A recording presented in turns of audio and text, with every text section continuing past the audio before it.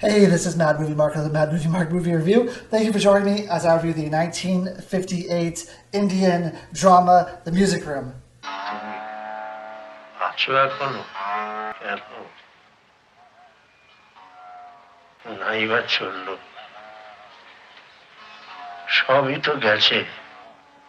Hey, that's not exactly fair. I'm just getting started here. I'm reviewing every movie that has 100% fresh rating on Rotten Tomatoes. I'm giving them all a score of 1 to 10. After I watch them and score them all, I will rank them from worst to best. I started in the 1920 silent movie era, and now I'm at 1958 with The Music Room. This movie has a 100% fresh rating from the critics and a 91% fresh rating from the audience. And before I go on with my review, I just want to let everyone know that I added all of my reviews to the new YouTube podcast option. So as long as you have the YouTube Music app, you can watch all of these as video podcasts. And I believe it's just a more simpler way to watch if you're watching these on a mobile device.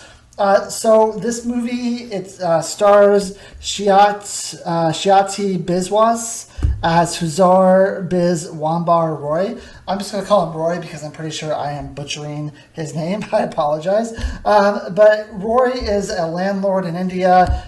He has a wife and a son, and he has something called a music room, which is a room in his palace that he's in where he throws like fantastic parties. A lot of people show up, and there's live musicians who sing, and some of them dance, and it's basically a status symbol that he has. So he uses this music room not only for entertainment, but to show everyone that he has a lot of money, that he's powerful, and that he's like somebody in this town that he's in. His son's initiation is coming up soon, and this is a big event, and this is his only son. Now, he has gone through much of his family's fortune dedicated to funding this music room and funding the live talent and funding the people and everything that goes into it. And at this point, he is pretty much almost out of money. He realizes this, and he just doesn't really care. He just wants to keep this lifestyle that he's living, keep doing what he's doing. He asks, I think it's kind of like his butler, how much money do we have left? And his butler says, we're running out of money. What are you going to use to fund your son's initiation? He decides that he's going to sell his wife's family jewels because this is a one-time event. He has to make it big. He has to go all out. He has to have fireworks, the whole shebang. It's going to be a great party. সব ব্যবস্থা হয়ে গেছে মহিমকে বলে দিও যাকে কিন্তু সুদ করে টাকায় আমার একমাত্র ছেলের উপনাম হতে পারে না তার শূন্য কিন্তু সে ছাড়া যে উপায় আছে সিন্ধুকে আগের আমলের রায়গিন্নিদের গহনা আছে His butler, I think it's his butler, he's a little taken aback by this. He's a little worried that he's going to use the jewels because this is really their last line of kind of finance, kind of money that they have built up. And then later that night, he has a talk with his wife. And his wife says, well, worst comes to worst. I know we're running into a bit of a financial problem here, but we always have my family jewels, right? And he says, oh, no, I had to mortgage those things because we're giving our son a big initiation. Now, of course, she gets upset, and she accuses the music room of being a bit of an addiction for her husband. আমার গয়নাগুলো আছে এখন গয়না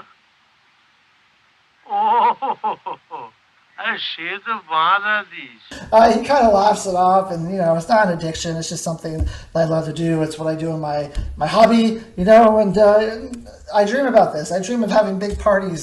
This is what I want to do with my life. And she reminds him that the lands that they're on have been flooded. He hasn't taken care of the lands. They've lost a lot of the land that they had because they can't afford anything.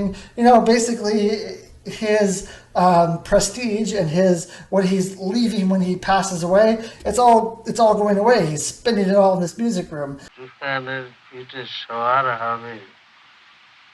মতির পিঠে ছুঁড়ে মৃগায় যাবে এই না হলে রায়বংশের জমিদার জমিদারিটার আছে কি সব তো ভেসে গেল। But he doesn't care, he doesn't believe that this is all going to turn out badly. And he's basically, there's a tunnel vision here of, I have this thing that I love to do and I'm just going to keep doing it. No one's going to stop me. The wife gets word that I believe one of her family members is ill. So she decides that she's going to take their son and she's going to go visit her family. তোমায় একা ফেলে রেখে যেতে ভয় করে, কখন যে কি করে বসবে তার ঠিক নেই। সত্যি বলছি, চলো না গো, তোমার তো এখন হাতে কোনো কাজ নেই, চলো। কি যে বলছো গিন্নি, জমিদারি সামলাবে কে? কি? While she's away doing that, good old Roy, he's still in there. He's still having these parties. He's still having musicians. And the music in this movie is fantastic. I don't necessarily understand it, but it's great. You can tell that these people are the best at what they do. You can tell that they really did get the best talent here, and that this is the scene that they're trying to depict. They do a really good job of it. So while his wife is away, he's getting ready for her to return. One night, he gets word that his wife died in a cyclone on the ship coming back to India. She unfortunately passed away, and so did his son. Now they recovered his son's body and they bring it to him, but unfortunately he lost both his son and his wife. বজরা ফিরেছে? কি হলো? ঘূর্ণিতে পড়েছিল হুজুর। কি বললে? ঘূর্ণিতে পড়েছে? কে বললে তোমাকে? He goes into this deep depression. He's like very sad. He doesn't think that anything matters anymore. His butler tries to get his spirits back up by saying, hey, we should go to the music room. You should listen to music and have fun like you used to. And, let's try to get stuff off our minds. But he doesn't want to do this anymore. He says it's not worth it. There's no reason to live. There's no reason to go on. Now, he then learns that the son of a moneylender, who earlier in the movie, the son of this moneylender that he knows, he's taking over his father's business, and Roy kind of gives him the rundown of what that entails and what the taxes are and the rules you have to live by when you are running a business in the town. Now, fast forward a little bit, and this moneylender's son is rich, and he boasts that he's a self-made man, and that he has no pedigree, he has no history, no family history of wealth, even though he inherited his father's business. I think maybe he inherited the business and then built it up more and more and more until he became rich. So he was given something small and he made it into something great. But he invites Roy to his music room, and he says, I have a music room now, and you're gonna love it, and I think you should come. Now Roy turns down the invitation, and he decides that he's going to do one more big concert. He's going to spend all the money he has. He's going to mortgage everything. He's going to first he goes up to the butler and says, how many boxes of jewels do we have left? And his butler says, there's one box left. He's like, hey, how dare you tell me there's only one box left? How could you? How could you tell me this news? Let's spend it. He decides to spend it. He gets upset that he's the one who spent all this money, and he gets upset when he's told he has nothing left. গহনার আছে আর এক সিন্ধুক আছে হুজুর, এই শেষ। শেষ? শেষ কথাটা তুমি এত সহজে উচ্চারণ করলে কি করে তারা প্রসন্ন? শেষ নেই। সমস্ত ব্যবস্থা ঠিক করে ফেলো যেন কোনো কার্পণ্য না হয়। আগে হ্যাঁ হুজুর। So he ends up putting on his own music room concert. He hires the biggest and best talent of the time, the most expensive person he could possibly get. He invites the moneylender's son.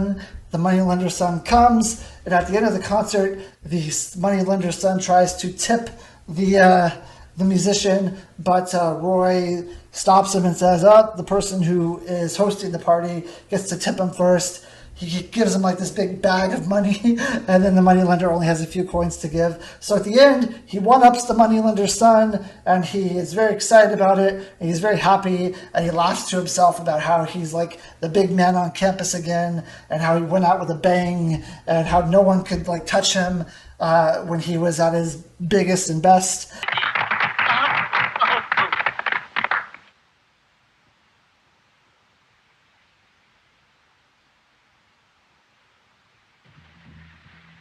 And then he walks up to these paintings of his grandfather and his great-grandfather, and he talks about how, where his pedigree is and who these people are and how they were great people. And then eventually there's this, it's like a chandelier that he has that's lit by candles, and the candles start going out, and I think that's supposed to be symbolic of now he spent all his money, and now he's kind of, as the candles are burning out, so is his reign, so is his, his level of, his level of prestige that he has, and now he's just going to, I don't know what's going to become of him, but he's definitely not going to be able to throw these wild parties. He's basically bankrupt. He basically has no money. He has nothing left. He has no family, and all he has is like the memories of him, frivolously spending all this money on enjoyment when he should have been trying to keep up his lands and keep his family name going. And that's basically the entire movie. So I thought this movie was fantastic. I thought the cinematography was great. The acting is really good. Like I said, the music in this movie, I don't understand it. I mean, there's captions and stuff, but like, I don't understand the type of the music they're putting on, the type of concerts they're putting on. But you can still tell that it's fantastic, that it's epic music, that the scale of what they're doing is fantastic. The script is great. The camera work in this movie is fantastic. The cinematography is amazing. I just love black and white movies. I feel like black and white movies can do so much more with lighting and with cameras than colored movies can do. They do a fantastic job here. The story is phenomenal. The acting is amazing. I mean, Huzur Biswambhar, you can tell in the middle of the movie where he's like just depressed and heartbroken and upset and kind of looking back on what his life was and looking back on who he was.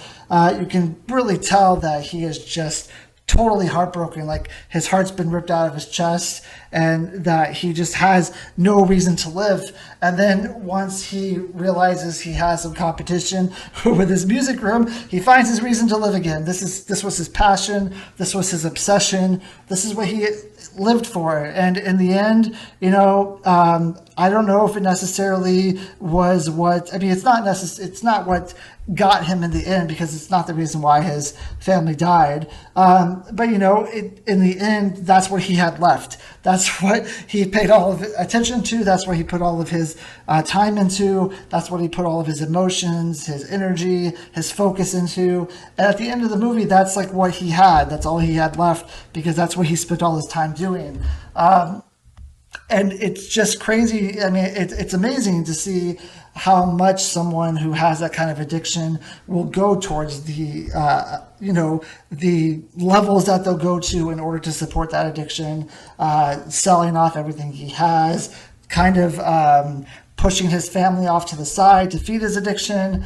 I think it's a great portrait of what someone with an addiction acts like, even today. I mean, this is movies from 1958, but they have the same quirks and the same mannerisms, and the same that same sense of urgency that this is what I need to have, and this is what I need to have now, and nothing else matters. And that's definitely how he felt, even towards the end. I mean, this is the one thing that brought him out of his depression, was being able to one-up someone in the music room, being able to have that competition, to try to show that he is like the big man on campus, that he is still the person who has all the power, and that's basically what he lived for. And I think that he does a really good job as far as that character goes, I mean, you believe 100% that he has this addiction. You believe 100% that this is his main focus, and I think he just does a fantastic job with it. I don't have a whole lot of negatives. I will say originally I tried to watch a very poor version of this movie, and it looked terrible. And then I ended up obtaining a better copy of it, and it's just fantastic. The cinematography is fantastic. This might be the first movie that I've seen out of India for this list. I think it probably is. I won't say that. There was a movie I watched that was about people in India, but they were all white people who were doing brownface, so I won't say that counts, and that was Black Narcissus.